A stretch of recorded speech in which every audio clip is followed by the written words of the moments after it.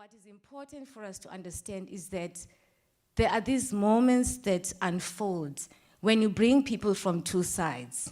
And when one person admits to wrongdoing and shows remorse, I mean, we underestimate the importance of remorse. We really underestimate the importance of remorse, because what remorse is, it's a kind of self-punishment. It's a kind of reaching deep down to one's sense of conscience. You know, the conscience that was denied at the time. When people murder and kill, they silence their conscience. Remorse is a reclaiming of that conscience that was silenced. And so I think what happens then is not necessarily, I mean, the word itself means so much, but I think what is important is that there are certain movements, very subtle movements, what you say, the way you look at me, the words you use, the way you show concern about what you did to me. There are every step of the way, it opens up every step of the way. You know, your eyes, your sadness, your taking responsibility, it opens up something in the victim or the person who's carrying the pain. Opens up something in them that draws them closer to you. Because you start off from a point of saying, this person is a monster, they are evil, and then the person shows remorse. And that cannot be evil.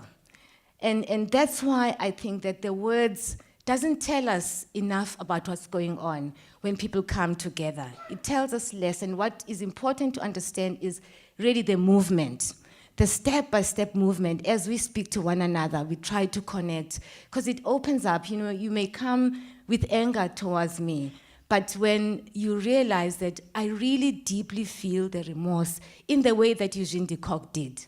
Eugene de Kock is a great example, I think, for all of these kinds of stories. What we don't know, what you don't know, is that there's so much that has happened now. Daughters of his victims, of people that he had killed, had gone to prison to see him. And I am amazed when they come out and the way that they talk about Eugene de Kock. One of the women, when I asked her, what was the memorable moment when you spoke to Eugene de Kock?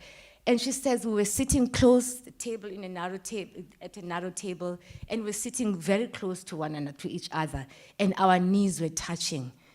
And then I realized that as he was telling me the things that he did when he killed my parents, I was drawn closer and closer to him. And then at one moment, our noses were almost touching, that I realized we were breathing the same air.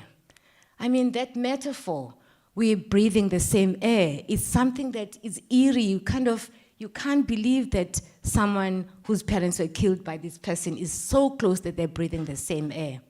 And another young woman who is in her 20s, her father was killed by Eugene de Kock. She went to visit him in prison before, and both of them supported his application for parole. And she said to us, she came, I invited them to my university, and she said, you know, Eugene de Kock changed me.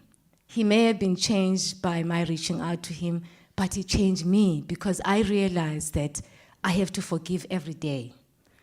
I went to the prison, I forgave him, and they asked him a question with her mother.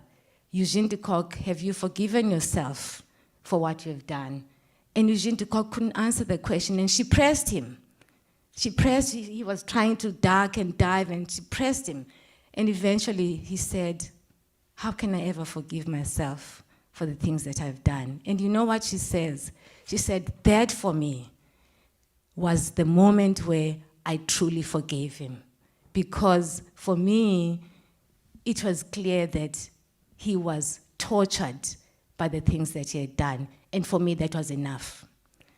And I mean, it's enough. The word enough sounds so simple, like it's enough, but it's so laden with a lot of meaning that what is enough is like, you know, now I can move on. I can truly begin to mourn. Because what makes a lot of victims stuck at the level of the pain is because they are struggling to mourn. And why they struggle to mourn, they have not been told the truth, or the person has not admit, because that too is another kind of truth.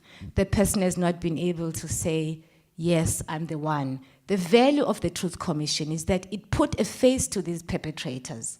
And that's a huge step towards the road for healing for many people. So forgiveness as a word doesn't explain doesn't capture all of that, all of those steps that are necessary.